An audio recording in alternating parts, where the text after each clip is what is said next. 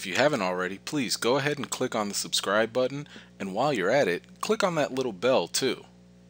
What's up everybody, it's me E-Man from E-Man's Movie Reviews, and today we're going to review Bohemian Rhapsody.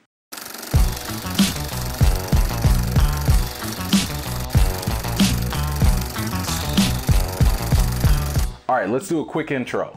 Bohemian Rhapsody chronicles the formation and the years of the musical group Queen and their famous performance at the Live Aid 1985 concert. Enough of that, let's get right into the good. The good. Well, let's jump right into the most important factor for this film. Rami Malek's performance as Freddie Mercury carries the entire film from beginning to end. I thought Malek was able to really embody the person of Mercury through his acting and appearance. The funny thing is that if you were like me and didn't grow up being very knowledgeable about Queen, then you may be a little distracted by Mercury's certain appearance. Trust me, you'll be so happy when he finally grows that mustache.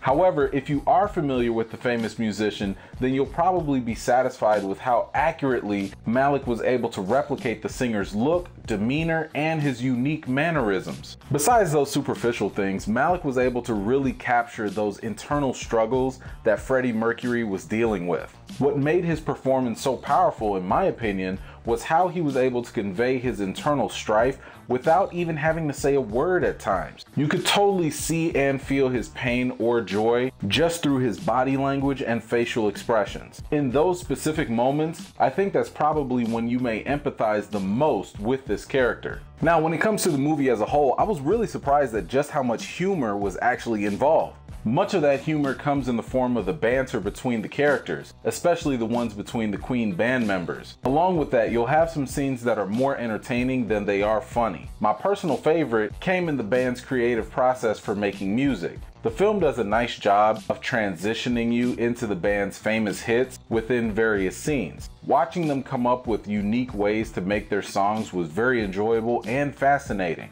I really appreciated how this film tried to tackle various themes like loneliness, identity, and family.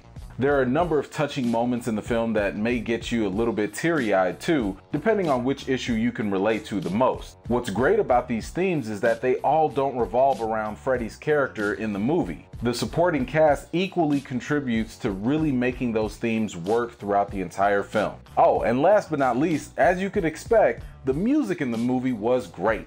The Live Aid concert almost felt like an entire character of the film in itself. Unless you were actually at that concert, this film really helps you feel what it may have been like had you actually been in attendance. By the way, you can also just watch the original set on YouTube, and it's pretty much the same thing. The benefit of this film is the fact that because we got to see all the background history, when the songs are played, you actually get a whole lot more context and you get a deeper meaning whenever you hear a certain song played.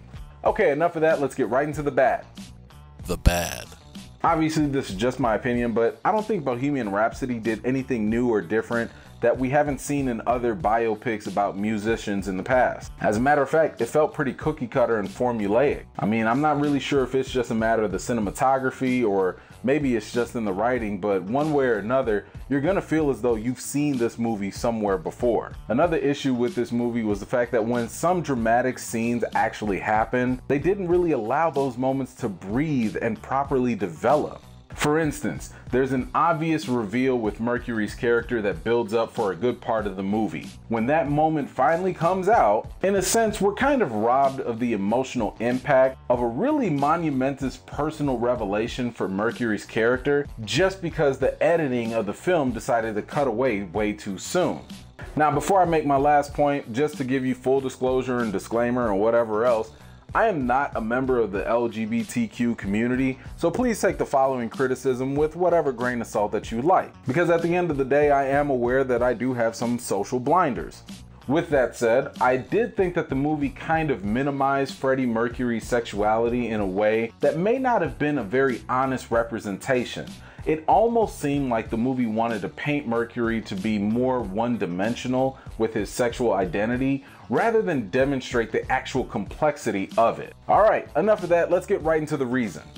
The reason. Bohemian Rhapsody was a heartfelt family drama that is no different than any other biopic you've already seen. As with other biopic films about musicians, The music will be a plus for fans of Queen, or it'll be a nice introduction for new listeners. So when it comes to the rating for Bohemian Rhapsody, I've got to give it a 7.5 out of 10.